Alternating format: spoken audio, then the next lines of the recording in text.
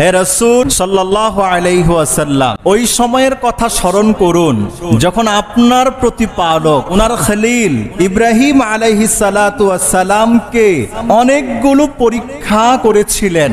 ফাআতাম্মাহুন্না, আল্লাহ পাক যতগুলো পরীক্ষা নিয়েছেন ততগুলো পরীক্ষায় ইব্রাহিম আলাইহিস সালাতু ওয়াস সালাম উত্তীর্ণ হয়েছেন। সুবহানাল্লাহ। সমস্ত পরীক্ষায় উত্তীর্ণ হওয়ার পরে আল্লাহ পাক রেজাল্ট ঘোষণা করলেন, ইন্নী জাইলুকা লিন-নাসি ইমামা। আমার খলিল, আমি আপনাকে কিয়ামত পর্যন্ত বিশ্ববাসীর জন্য ইমাম, নেতা, অনুসৃত ব্যক্তি হিসেবে মনোনীত করে দিলাম। আল্লাহ পাকের পক্ষ থেকে প্রদত্ত ঈমানি পরীক্ষায় যারাই উত্তীর্ণ হবে, দুনিয়াতেও রয়েছে তাদের জন্য সুসংবাদ, আর আখিরাতে রয়েছে তাদের জন্য বেহিসাব বিস্তীর্ণ আল্লাহ পাকের নিয়ামতের জান্নাত। সুবহানাল্লাহ বলেন। নবীদেরকেই যদি আল্লাহ পাক পরীক্ষায় ফেলেন, পরীক্ষা এটা সহজ কিছু না, অত্যন্ত কষ্টের বিষয়। পরীক্ষা এটা মুসিবতের বিষয়, ধৈর্যের বিষয়, এটা অত্যন্ত সেনসিটিভ বিষয়। এমন কোন নবী পৃথিবীতে আসে নাই আল্লাহ পাক যার কাছ থেকে ঈমানের পরীক্ষা নেন নাই। এজন্য হাদিস শরীফের মধ্যে এসেছে, আসাদুল বালাই আল আম্বিয়া। পৃথিবীতে লক্ষ লক্ষ নবী রাসূলদেরকে আল্লাহ পাক মানব জাতির হিদায়াতের জন্য পাঠিয়েছেন, আর বেহিসাব কোটি কোটি, শত কোটি, হাজার কোটি উম্মত ওই নবীদের আওতাধীন আল্লাহ পাঠিয়েছেন। সমস্ত উম্মতের উপরে আল্লাহ পাক দুনিয়াতে সবচেয়ে বেশি পরীক্ষা নিয়েছেন নবীদের কাছ থেকে। সুবহানাল্লাহ বলে। নবীদের খাওয়ার কষ্ট, থাকার কষ্ট, আরাম আয়েশের কষ্ট। আমরা যারা এখানে আছি, আমরা সারাটা জীবন যেই রকম আরাম আয়েশ, ভোগবিলাস, খাওয়া দাওয়া, পরিধেয় বস্ত্র, অন্ন বস্ত্র, বাসস্থানের সুযোগ সুবিধা লাভ করেছি, আমি আপনাদেরকে প্রশ্ন করতে চাই, আমাদের সরদার কলিজার টুকরা মুহাম্মদুর রাসূলুল্লাহ সাল্লাল্লাহু আলাইহি ওয়াসাল্লাম কি এইরকম ভোগবিলাস করার সুযোগ পেয়েছিলেন? পান নাই। সমস্ত নবীদের সরদার, সরদারদের সরদার, ইমামদের ইমাম, মুরসালিনদের মুরসাল, আম্বিয়াদের নবী, উনি সারাটি জীবন আল্লাহ পাকের পক্ষ থেকে প্রদত্ত পরীক্ষায় জরাজীর্ণ হয়ে, আল্লাহ পাকের পরীক্ষায় তিনি উত্তীর্ণ হয়ে সর্বশ্রেষ্ঠ পয়গম্বর হিসেবে আখ্যায়িত হয়েছেন। এই জন্যে আল্লাহ পাক যার কাছ থেকে ঈমানের পরীক্ষা যত বেশি নেবেন, মনে করতে হবে তার জন্য পুরস্কার সামনে তত বেশি অপেক্ষা করছে। চাই সে নবী হোক, চাই সে রাসূল হোক, চাই সে নবীর উম্মত হোক, নানান ভাবে আল্লাহ পাক ঈমানদার মুসলমানদের কাছ থেকে পরীক্ষা নিবেন। ঈমানের পরীক্ষা যখন নিবেন, খাদ্যের অভাব পড়ে যাবে, যখন নিবেন থাকার অভাব পড়ে যাবে, যখন নিবেন শান্তির অভাব পড়ে যাবে। ঈমানের পরীক্ষা আল্লাহ পাক যখন নিবেন, তখন অঙ্গ বিকলাঙ্গ হয়ে যেতে পারে, অঙ্গ হানি হয়ে যেতে পারে। শুধু তাই নয়, শেষ পরিণাম এমন হতে পারে গোটা জীবনটা আল্লাহ পাকের রাস্তায় শাহাদাতের নজরানা হিসেবে বিসর্জন দিয়ে দিতে হতে পারে। ঠিক না বেটি? কথা বলেন। জান্নাতি যুবকদের সরদার হযরত হুসাইন রাদিয়াল্লাহু তাআলা আনহুকে এমন পরীক্ষা নিয়েছেন, শত্রুর পক্ষ থেকে জান্নাতি যুবকদের সরদারের মাথা দেহ থেকে বিচ্ছিন্ন করে আলাদা করে ফেলা হয়েছে। নবী করিমের কলিজার টুকরা নাতি ফাতেমার সন্তান আলী রাদিয়াল্লাহু তাআলা আনহুর সন্তান, উনি হলেন জান্নাতি যুবকদের সরদার। হাজার হাজার কোটি কোটি বেহিসাব উম্মতের সরদার যিনি হবেন, ওনার যদি এরকম হালাত হয়, নবী করিমের বাম পার্শ্বে যে মহামনীষী শুয়ে আছেন, খোলাফায়ে রাশিদিনের দ্বিতীয় স্থান অর্জনকারী হযরত ওমর রাদিয়াল্লাহু তাআলা আনহু ফজরের নামাজের ইমামতি করছেন মদিনার মসজিদে, পিছন থেকে সুল্লি বেশে আসা মুনাফিক বর্ষার আক্রমণ করেছে হঠাৎ করে পিছন থেকে। হযরত ওমর রাদিয়াল্লাহু তাআলা আনহু এই বিষক্রিয়ায় শহীদ হলেন। একজন খলিফা, কত মর্যাদা ওনার, কত কৃতিত্ব ওনার। শুধু তাই নয়, উনি নবী করিম সাল্লাল্লাহু আলাইহি ওয়াসাল্লামের সম্মানিত শ্বশুর। চার খলিফার দুই খলিফা হলেন জামাই, দুই খলিফা শ্বশুর, আবু বকর ওমর শ্বশুর, আর আলী ওসমান দুজন হলেন নবী করিমের মেয়ের জামাই। এরকম ইতিহাস বলতে গেলে আপনার অন্তরটা কষ্টে দুঃখে বিগলিত হয়ে যাবে, বলে শেষ করা যাবে না। আমার উদ্দেশ্য হলো এটা বোঝানো যে আল্লাহ পাক নবীদেরকে সবচেয়ে বেশি পরীক্ষা নিয়েছেন। সেই পরীক্ষার একটা নজরানা আল্লাহ পাক ইব্রাহিম নবীর ব্যাপারে তুলে ধরলেন। সবচেয়ে বেশি পরীক্ষা নিয়েছেন মুহাম্মদুর রাসূলুল্লাহ সাল্লাল্লাহু আলাইহি ওয়াসাল্লাম থেকে। নবী করিম বললেন, ইমানের জন্য আমার কাছ থেকে এত বেশি পরীক্ষা নেওয়া হয়েছে, আর কোন নবী থেকে এত পরীক্ষা নেওয়া হয় নাই।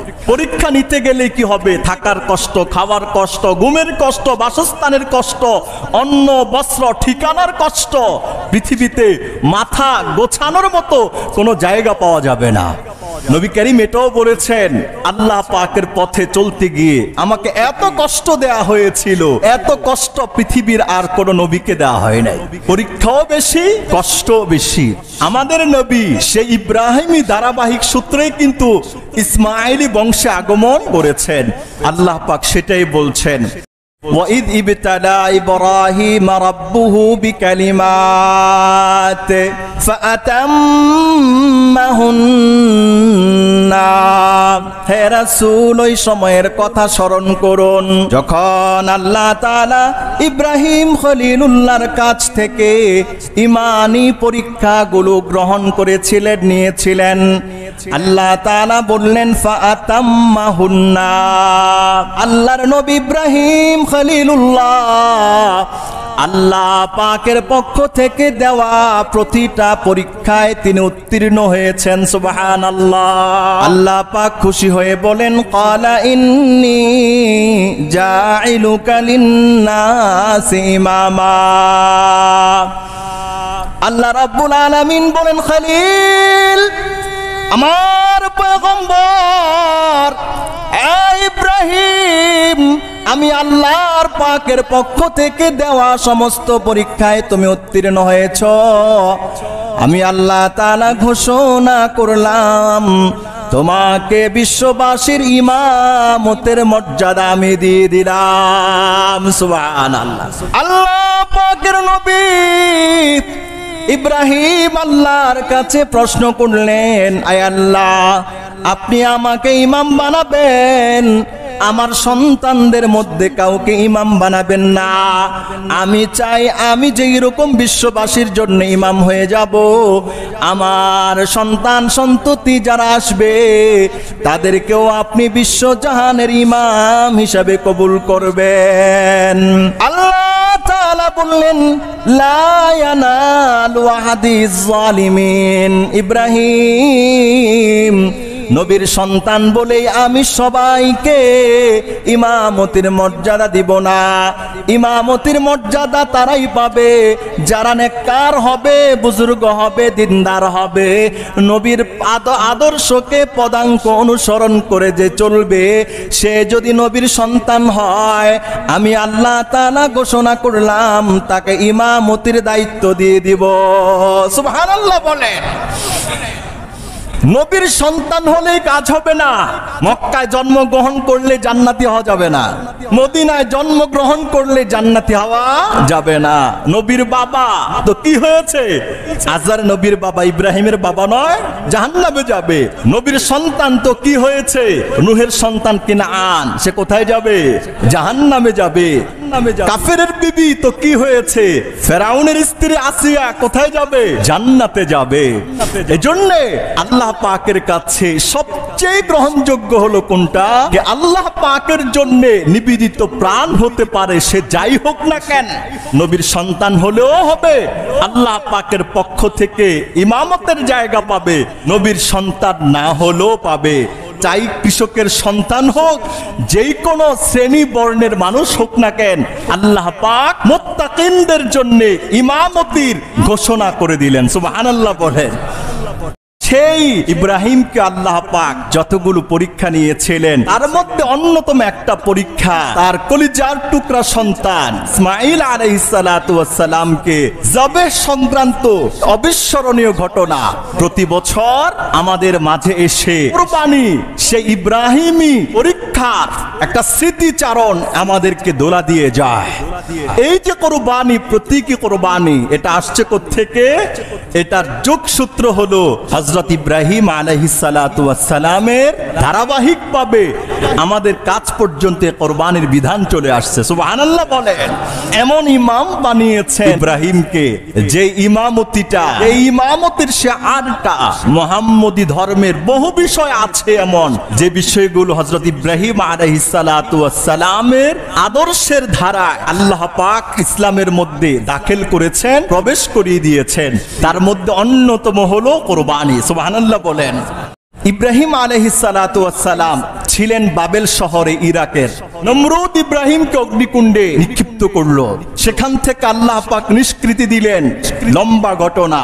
বাবেল শহরে নমরুদের অগ্নিকুণ্ড থেকে নিষ্কৃতি পাওয়ার পর ইব্রাহিম আলাইহিস সালাতু ওয়াস সালাম আল্লাহর কাছে বললেন, যেই রাজ্যে, যেই সমাজে আমার মতো নবীর বিন্দু পরিমাণ মর্যাদা নেই, পরিণাম আমাকে লম্বা সময় আগুনের কুণ্ডলিতে থাকতে হয়েছে, জাতি উম্মত বঞ্চিত হয়েছি।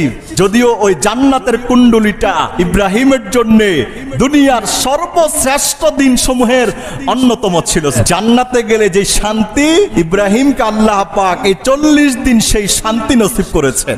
আগুনের কুণ্ডলি হয়েছে জান্নাতের বাগান। ইব্রাহিমের 40 দিনে একটা পশমও পোড়াইতে পারে নাই, মুক্তি পাইলেন। বললেন 23 নম্বর পারার 37 নম্বর সূরা, সূরা সাফফাতের 99 নম্বর আয়াতে ইব্রাহিম আলাইহিস সালাতু ওয়াস সালাম বললেন, ওয়াকালা ইন্নী যাহিবুন ইলা রাব্বি সায়াহদিন। ইব্রাহিম বললেন, আমি আমার প্রতিপালকের কাছে গিয়ে প্রশ্ন করব, তিনি আমাকে এর জন্য একটা সুপথের সন্ধান দিবেন। আল্লাহ পাককে বললেন, আল্লাহ লম্বা সময় তো এলাকায় ছিলাম, আকাঙ্ক্ষিত লক্ষ্যে পৌঁছতে পারি নাই, উল্টা কল্পনাতীত জ্বালা যন্ত্রণার শিকার হতে হয়েছে, পেট তো দেওয়ালে ঠেকে গেছে, একটু ব্যবস্থা করে দেন। যে নিয়তে, যেই কারণে পৃথিবীতে আমাকে পাঠিয়েছেন, মানব সম্প্রদায়ের হিদায়াতের কল্পে আমাকে কিছু কাজ করার সুযোগ করে দেন। আল্লাহ বলেছে, তুমি এখন শাম দেশে চলে যাও। বাবেল থেকে রওনা করলেন। বাবেল থেকে শাম দেশে আসার মধ্যে পড়লো মিশর। এই মিশরের বাদশা সাদেফ ইবনে সাদেফ, সে হযরত ইব্রাহিম আলাইহিস সালাতু ওয়াস সালামকে কেন্দ্র করে অনেক চক্রান্ত ষড়যন্ত্র ওনার বিবি সারাকে কেন্দ্র করে করতে করতে শেষ পর্যন্ত এখানেও মিশরের বাদশা ব্যর্থ হলো। মিশরের বাদশাদের উপাধি ছিল ফেরাউন। মিশরের ওই সময়ে প্রজন্মের পর প্রজন্মে যত বাদশা আসবে তার নির্দিষ্ট একটা নাম আছে, কিন্তু মিশরের সিংহাসন যার দখলে থাকবে তার উপাধি হলো কি? ফেরাউন। ওই সময় ইব্রাহিমকে, ইব্রাহিমের স্ত্রীকে নানান প্রকার কূটকৌশল করে চেয়েছিল তৎকালীন সময়ের মিশরের বাদশা তার স্ত্রীর চরিত্র হনন করতে, নষ্ট করতে, কালিমা বঞ্চিত করতে। লম্বা ইতিহাস এখানে আছে। সেখান থেকে ইব্রাহিমকে আল্লাহ মুক্তি দিলেন। মুক্তি দেওয়ার পরবর্তী সময়ে মাওয়াহিবুল লাদুন্নিয়া নামক কিতাবে এসছে, শেষ পর্যন্ত মিশরের বাদশার হাতগুলো অবশ হয়ে গেছে। কেন? নবীর স্ত্রীর ব্যাপারে তার কুনজর পড়েছে। এবার বাদশার পক্ষ থেকে দরখাস্ত পেশ করা হলো, হয়তোবা আপনাদের সাথে বেয়াদবির কারণে আমার হাতগুলো অবশ হয়ে গেছে, আল্লাহর কাছে একটু দোয়া করেন, আল্লাহ যেন আমার হাতগুলোকে সুস্থ করে দেয়। দোয়া করেছেন, হাতগুলো সুস্থ হয়েছে। আল্লাহ পাক এই সুস্থতার বদৌলতে তৎকালীন সময়ের মিশরের রাজা খুশি হইয়া হযরত সারা আলাইহিস সালাতু ওয়াস সালামকে খেদমতের জন্য একজন বাদী পত্নী রমণী মুক্তি করে দিলেন, দান করে দিলেন। তার নাম হলো হাজরা আলাইহিস সালাতু ওয়াস সালাম। সুবহানাল্লাহ বলেন। হাজরা আলাইহিস সালাতু ওয়াস সালাম ইব্রাহিম আলাইহিস সালাতু ওয়াস সালামের দ্বিতীয় বিবি। প্রথম বিবি হলো সারা। ইব্রাহিমের যখন 35 থেকে 40 বছর বয়স, তখন তিনি বিবাহ করেছিলেন সারাকে। 86টি বছর বসন্ত পার হলো, সারার ঘরে একটাও সন্তান আসে নাই। এবার হাজরা আলাইহিস সালাতু ওয়াস সালামকে পেশ করলেন, আমার স্বামী, আপনি এই পত্নীকে, এই নারীকে বিবি হিসেবে গ্রহণ করুন। ইব্রাহিম আলাইহিস সালাতু ওয়াস সালাম 86 বছর বয়সে হাজরা আলাইহিস সালাতু ওয়াস সালামকে বিবাহ শাদী করলেন। হাজরা আলাইহিস সালাতু ওয়াস সালামের ঘরেই ইব্রাহিমের সর্বপ্রথম সন্তান ইসমাঈল আলাইহিস সালাতু ওয়াস সালামের জন্ম হয়। সূরা সাফফাতের 100 নম্বর আয়াতে, রব্বি হাবলি মিনাস সালিহিন, আয় আল্লাহ তাআলা আমাকে আপনি নেককার সন্তান নসিব করেন। আল্লাহর কাছে নেককার সন্তানের কি করা চাই? প্রার্থনা করা চাই। প্রত্যেক নবী সন্তান চাওয়ার আগে, পাওয়ার আগে আল্লাহর কাছে বলতেন, আল্লাহ আমাকে নেককার সন্তান নসিব করুন। নেককার সন্তান বাপমার জান্নাতের ওসিলা, বদকার সন্তান বহুলাংশেই বাপমার জাহান্নামে যাওয়ার কারণ হয়। এজন্যে সন্তান হওয়ার আগেই নেক সন্তানের দোয়া করা, সন্তান হয়ে গেলে মৃত্যুর আগ পর্যন্ত সন্তান যেন নেক থাকে এজন্য বাপমার দোয়া করা। আল্লাহ সন্তানটাকে নেককার রাখবেন, দ্বীন ইসলামের পথে রাখবেন, আমলের লাইনে রাখবেন, কোরআন হাদিসের উপর রাখবেন, যে কোনো মূল্যে ইসলামের জন্য সে যেন নিবেদিত প্রাণ হতে পারে এই জন্য তাকে কবুল করবেন। দুনিয়া পাক আর না পাক আল্লাহ সেটা দরকার নাই, দিনকে সে যেন আঁকড়ে ধরতে পারে, দিন থেকে যেন মাহরুম হয়ে না যায়। প্রত্যেকটা বাবা মার সন্তানের জন্য চাই ছেলে হোক মেয়ে হোক এই দোয়া করার দরকার আছে না নাই? এটা একটা শিক্ষা আজকের এই আলোচনার কাছ থেকে, যে নবীরা সন্তান হলেই তো হবে না, সন্তান হয়েছে পাঁচটা। একটা হয়েছে শ্রেষ্ঠ চোর, আরেকটা হইল সমাজের বড় ডাকাত, আরেকটা হলো ছিনতাইকারী, আরেকটা হইল দুর্নীতিবাজ, আরেকটা হইল খুনি। আচ্ছা এই বাপ মা এই পাঁচটা সন্তানকে নিয়ে কিয়ামতের ময়দানে কিভাবে দাঁড়াবে বলেন? কেমনে দাঁড়াবে বলেন না? ভয় আছে না নাই? আর যদি সন্তান দু তিনটা চারটা পাঁচটা যাই হোক, নেককার, নামাজি, পর্দানিশীন, আল্লাহওয়ালা, আল্লাহর পথে থাকে, ইসলামের পথে থাকে, নবীর কথা বলতেই ভালোবাসে, আল্লাহর পথে জীবন উৎসর্গ করাই তার জীবনের চূড়ান্ত লক্ষ্য, বুঝবেন আপনার সন্তান নেককার, বুঝবেন আপনার সন্তানটা আল্লাহওয়ালা, বুঝবেন আপনার সন্তানকে শুধু আল্লাহ ভালোবাসেন না, আসমানের সমস্ত ফেরেশতারাও আপনার ছেলে মেয়েদেরকে ভালোবাসেন।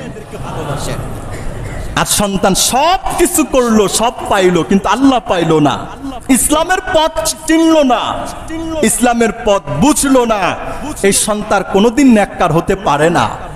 সে হাজারো ডিগ্রি তার থাকতে পারে, লাখ টাকার চাকরি থাকতে পারে, কোটি টাকার প্রজেক্ট থাকতে পারে, হাজার কোটি টাকার ব্যাংক ব্যালেন্স থাকতে পারে, সে সমাজের একজন শীর্ষস্থানীয় নেতা, পদ পদবী এমপি মন্ত্রী হতে পারে, বড় অফিসার হতে পারে, যত কিছুই হোক না কেন, সে যদি দিনের পথে না চলে এই সন্তান কোনোদিন নেককার হতে পারে না। এজন্য নেককার সন্তান কাকে বলে এটাও আমাদের বুঝতে হবে, যে ঝড় নাই, তুফান নাই, দিন নাই, রাত্র নাই, বছর নাই, মাস নাই, দিন নাই, সপ্তাহ নাই, ঘন্টা নাই, সেকেন্ড নাই, হার হামেশা ইসলামের পথে চলে, এ হলো নেককার। আমি চললে আমি নেককার, আপনি চললে আপনিও নেককার, আপনার বিবি চললে বিবিও নেককার, আপনার গোটা বংশ চললে সবাই নেককার। কার কাছে? আল্লাহর কাছে। ইব্রাহিম আল্লাহর কাছে দোয়া করলেন, রব্বি হাবলি মিনাস সালিহিন, আয় রব্বুল আলামিন আল্লাহ 86 বছর বয়সে উপনীত হয়ে গেলাম, নিঃসন্তান, কোনো সন্তান নাই, আপনার কাছে শেষ সময়ে প্রার্থনা আমাকে নেককার সন্তান নসিব করে দেন। সুবহানাল্লাহ।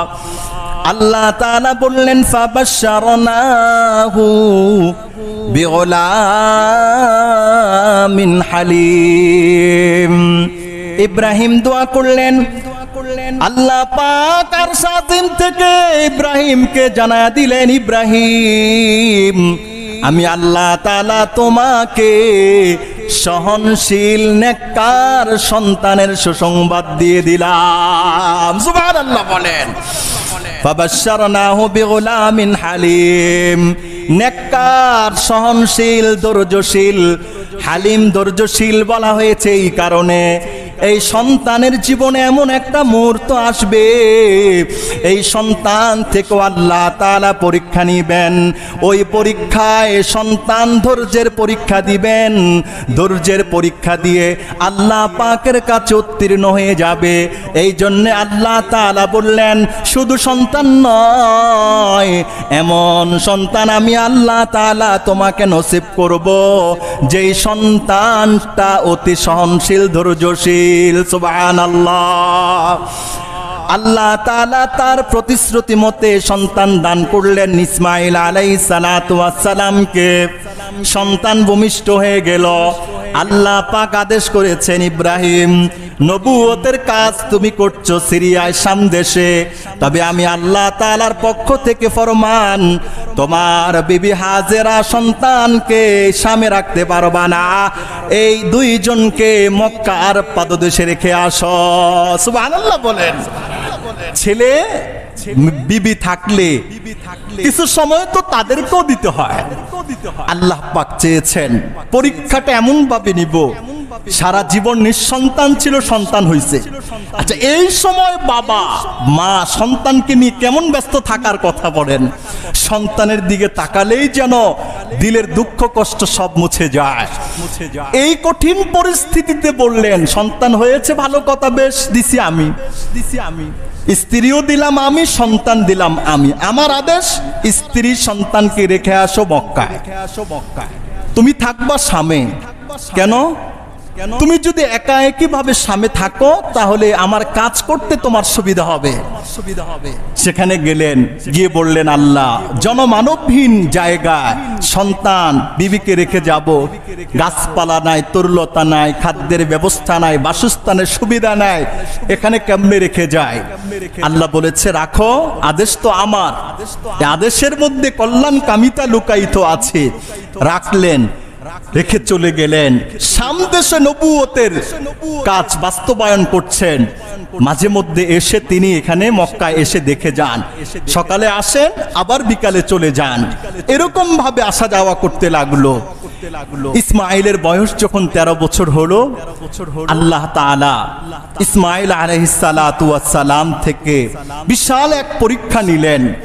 পরীক্ষা হলো, যে ইব্রাহিম, তোমার সবচেয়ে প্রিয় বস্তু যেটা আছে আল্লাহর পরে, ওই বস্তুটাকে তুমি আল্লাহ পাকের জন্য উৎসর্গ করে দাও। সুবহানাল্লাহ। ইব্রাহিম আলাইহিস সালাতু ওয়াস সালামকে ডাইরেক্ট বলেন নাই।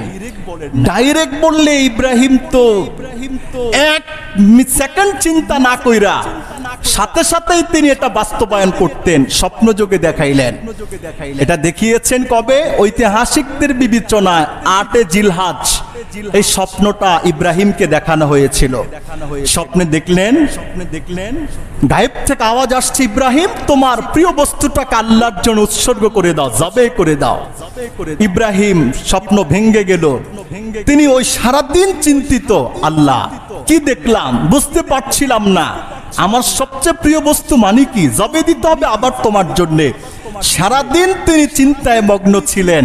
এজন্য জিলহজ মাসের 8 তারিখকে ইয়াউমুত তারবিয়া বলা হয়। এর অর্থ হলো পেরেশানের দিন, চিন্তার দিন, ভাবার দিন, চিন্তা মগ্ন হওয়ার দিন বলা হয়। সুবহানাল্লাহ বলেন। ঐতিহাসিকদের মতে এই স্বপ্ন একদিন নয়, 8 তারিখ, 9 তারিখ, 10 তারিখও দেখানো হয়েছিল। পর্যায়ক্রমে চিন্তা করতে করতে করতে করতে তার দিলের ভিতরে এই কথাটা লালিত হয়েছে যে আমার জীবনে বর্তমানে সবচেয়ে প্রিয় বস্তুর নাম হলো আমার সন্তান। আল্লাহর পরে আমার সন্তানকে আল্লাহ তাআলা জবে করতে বলছেন, তাহলে আর কাল বিলম্ব করা চলবে না। আল্লাহ তাআলা বললেন, ফালাম্মা বালাগা মাহুস সাইয়া, আল্লাহ তাআলা যখন সন্তানকে এতটুকুন বড় করলেন, হযরত ইসমাঈল ইব্রাহিমের সাথে হাঁটতে পারেন, বাপ বলে ডাকতে পারেন, বাবা হাঁটলে পিছনে পিছনে দৌড়াইতে পারেন, বাবার সাথে মিষ্টি মিষ্টি কথা বলতে পারেন, বাবা কোনো কাজের হাড়া দিলে সন্তান ওই কাজটাকে আগ্রহের সাথে করতে থাকেন। এই সময় সন্তানকে নিয়ে বাবা মার আশা আকাঙ্ক্ষা অনেক বেশি থাকে। আল্লাহ তাআলাই কঠিন মুহূর্তে স্বপ্নে দেখালেন। ইব্রাহিম আলাইহিস সালাতু ওয়াস সালাম বললেন, ক্বালা ইয়া বুনাইয়া ইন্নী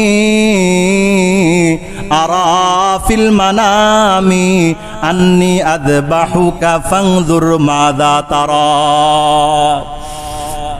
আল্লাহ পাকের নবী ইব্রাহিম 13 বছরের ইসমাইলকে নিলেন, বললেন, বাবা চলো না, তোমাকে এমন একটা জায়গায় নিয়ে যাব, তোমার সাথে কথা আছে, সেখানে আমাদের পারস্পরিক কিছু কাজ আছে।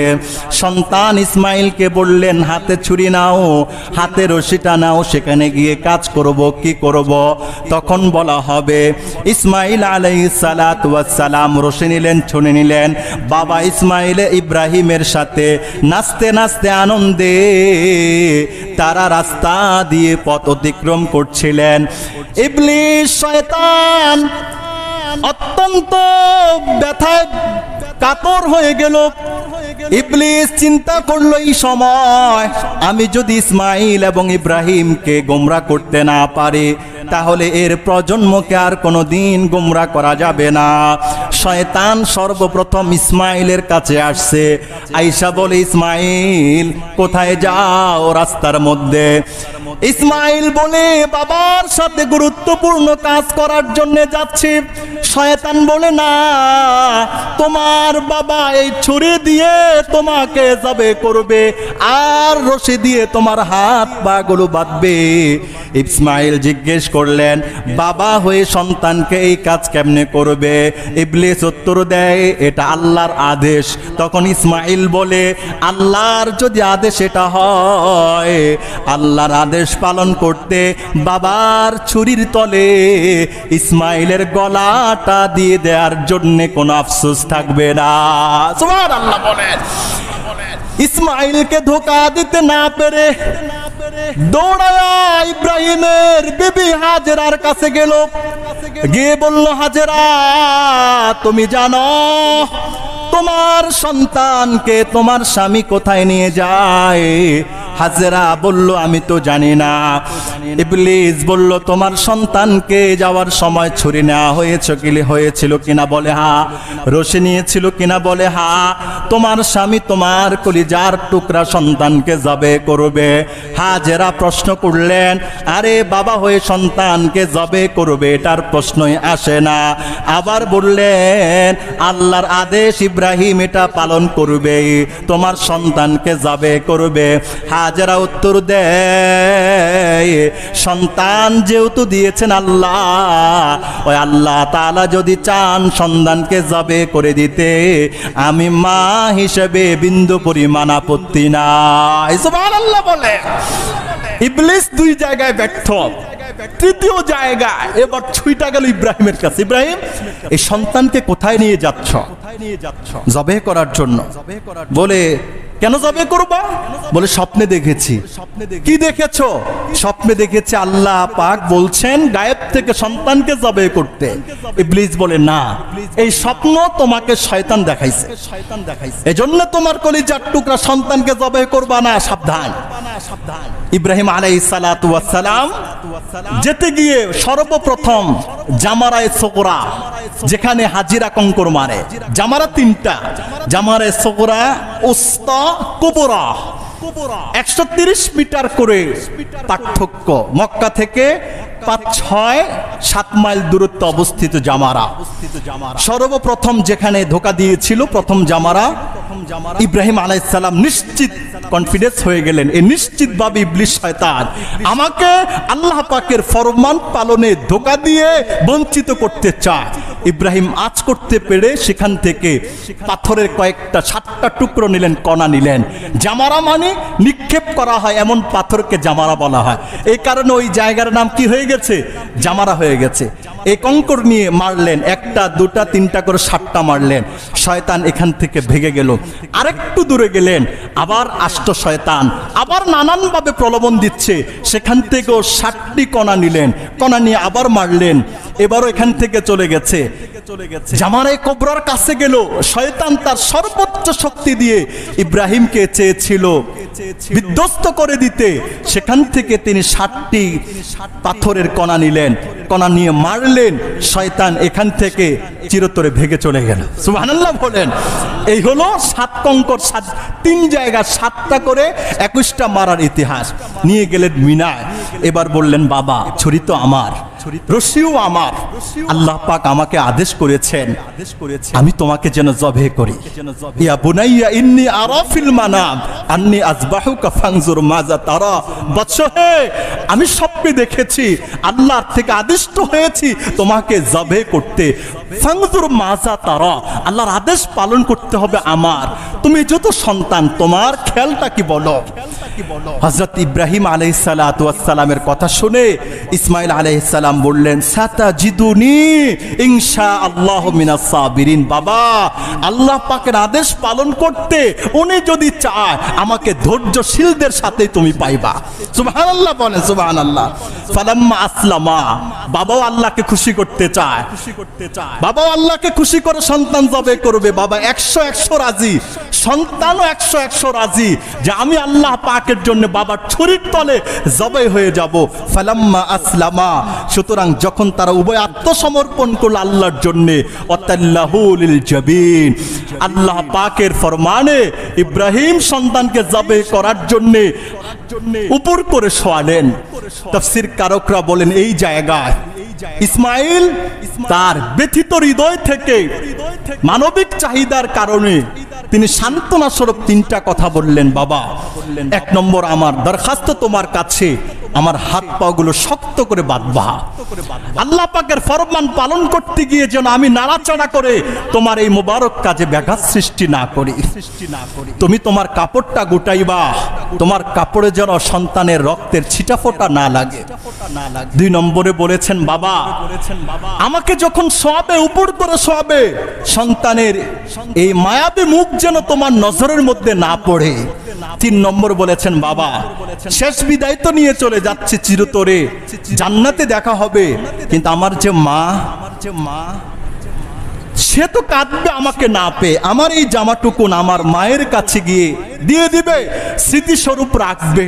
আমার মতো সন্তানের কথা স্মরণ হলে আমার মা আমার জামাগুলো দেখে আর সান্ত্বনা নিবে, এটা তো আমার ইসমাইলের জামা। এরকম ভাবে কান্না বিজড়িত কণ্ঠে ইসমাইল 3টি দরখাস্ত তার বাবা ইব্রাহিমের কাছে পেশ করলেন। বাবা 3টাই পালন করলেন। হযরত ইসমাইলকে শোয়ালেন, ছুরিকে ধার দেয়া হলো, গলার মধ্যে বিসমিল্লাহি আল্লাহু আকবার বলে চালাচ্ছিলেন। তাফসীরের মধ্যে এটা আসছে, এই জায়গায় যদি ইসমাইল জবে হয়ে যেত, কিয়ামত পর্যন্ত আমার আপনার যতগুলো সন্তান আসবে, সবচেয়ে শ্রেষ্ঠ সন্তান যেটা, ওটাকেই জবে করে দিতে হতো এরকম ভাবে। আল্লাহ তাআলা ইব্রাহিমকে পরীক্ষা করলেন। ওয়ানাদাইনাহু আইয়া ইব্রাহিম, আল্লাহ ডাক দিলেন, ইব্রাহিম কদ সাদ্দাকতার রুয়া, তুমি তোমার স্বপ্নকে সত্যায়িত করলা।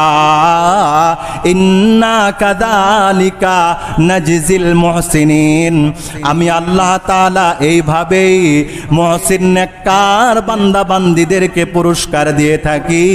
আল্লাহ বলেন, ইন্না হাদা লাহুয়াল বালাউল মুবিন, ইব্রাহিম এটা আমি আল্লাহর পক্ষ থেকে তোমার জন্য সুস্পষ্ট বড় পরীক্ষা ছিল। আল্লাহ বলেন, ওয়াফাদাইনাহু বিযিবহিন আযীম। আল্লাহু আকবার।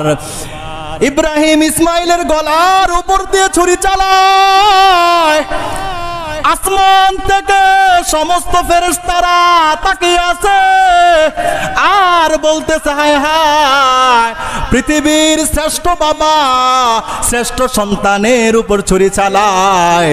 ওগো আল্লাহ, বাবার উপর রহম করো, সন্তানের উপর রহম করো। আল্লাহ তাআলা জিব্রাইলকে ডাক দেয়, জিব্রাইল জান্নাত থেকে তুমি দুম্বা নিয়ে আসো, ওই দুম্বাটা ইসমাইলকে সরাও আর ইব্রাহিমের ছুরির তলে ওই দুম্বাটা তুমি রেখে দাও। সুবহানাল্লাহ বলেন। ইব্রাহিম আলাইহিস সালাতু ওয়াস সালাম ছুরি চালায় আর জিব্রাইল জান্নাতি দুম্বা নিয়ে আসলেন আর দেখতেছে বাবার ছুরির তলায় সন্তানের গলাটা পড়ে আছে আর বাবা তো খুব শক্ত করে পোজ দিতেছে কিন্তু গলাটা আল্লাহর হুকুমের কারণে একটু কাটতেছে না। সুবহানাল্লাহ বলেন। হযরত জিব্রাইল আলাইহিস সালাতু ওয়াস সালাম দেখে বললেন আল্লাহু আকবার, আল্লাহু আকবার। হায়, আল্লাহ পাক তার বান্দাদের থেকে কত বড় পরীক্ষা নেন। এই অবস্থায় এই কথা বলে ইসমাইলকে সরায় ওই মিনা প্রান্তরে আর সরায়া দুম্বাটা রেখে দেয়। এই রকম কুদরতি দুম্বা দেখে ইসমাইল আলাইহিস সালাতু ওয়াস সালাম বলে উঠলেন লা ইলাহা ইল্লাল্লাহু আল্লাহু আকবার। ইব্রাহিম ছুরির নিচে দেখে সন্তান না, আল্লাহ পাকের পক্ষ থেকে পাঠানো দুম্বা জান্নাতি। এই কথা দেখে, অবস্থা দেখে ইব্রাহিম আলাইহিস সালাতু ওয়াস সালাম বললেন আল্লাহু আকবার, আল্লাহু আকবার ওয়ালিল্লাহিল হামদ। সুবহানাল্লাহ বলেন। এটাকেই কি বলা হয়? তাকবীরে তাশরিক বলা হয়। আজকে ফজর থেকে এটা শুরু হয়ে গেছে। আজকে থেকে চলবে মঙ্গলবার আসর পর্যন্ত। কয়দিন? 5 দিন। এই 5 দিন তাকবীরে তাশরিক প্রত্যেক নামাজের পরে বলা। একবার পুরুষরা জোরে বলবে, এটা হলো সুন্নাহ। জোরে বলা সুন্নাহ আর পড়া হলো ওয়াজিব। একদিন একবার, প্রত্যেক নামাজের ফরজের পরে একবার। ইমাম সাহেবের সাথে নামাজ পড়লে ইমাম সাহেবও পড়বে, সমস্ত মুসল্লিরা পড়বে। কেউ মাসবুক হয়ে গেলে আপনি সালাম ফিরিয়ে পড়বেন। কেউ যদি একা একই ফরজ নামাজ পড়েন তাহলে আপনি যখন নামাজ পড়া শেষ করবেন তখন জোরে জোরে পড়বেন, চাই ঘরে হোক বা মসজিদ হোক, ভিতর হোক বা বারান্দায় হোক। কেন? একবার প্রত্যেক ফরজ নামাজের পরে তাকবীরে তাশরিক জোরে পড়া কি ওয়াজিব। সেই বিধান এইভাবে আমাদের কাছ পর্যন্ত আসছে। আল্লাহু আকবার বলেন। আল্লাহু আকবার, আল্লাহু আকবার, লা ইলাহা ইল্লাল্লাহু আল্লাহু আকবার, আল্লাহু আকবার ওয়ালিল্লাহিল হামদ। আবার বলেন আল্লাহু আকবার, আল্লাহু আকবার, লা ইলাহা ইল্লাল্লাহু আল্লাহু আকবার, আল্লাহু আকবার ওয়ালিল্লাহিল হামদ। আরেকবার বলেন আল্লাহু আকবার, আল্লাহু আকবার, লা ইলাহা ইল্লাল্লাহু আল্লাহু আকবার, আল্লাহু আকবার ওয়ালিল্লাহিল হামদ। আল্লাহ তাআলা এই আজকের বয়ান থেকে, ইব্রাহিমের এই স্মৃতিচারণ বিজড়িত ইতিহাস থেকে আমাদেরকেও মৃত্যুর আগ পর্যন্ত দুনিয়ার সব কিছুর উপরে আল্লাহ এবং আল্লাহর কাজকে, রাসূল রাসূলের কাজকে, কোরআন কোরআনের কাজকে, ইসলাম ইসলামের কাজকে প্রাধান্য দিয়ে খাঁটি মুসলমান হয়ে মৃত্যুবরণ করার তৌফিক দান করুক। সবাই বলুন আমিন। মুহতারাম হাজিরিন, সম্মানিত ভারপ্রাপ্ত, আল্লাহ পাক ইব্রাহিম আলাইহিস সালাতু ওয়াস সালামের স্মৃতি, ইতিহাস, ঐতিহ্য থেকে আমাদেরকে পরিপূর্ণ মুসলমান হওয়ার তৌফিক দান করুক। সবাই বলুন আমিন।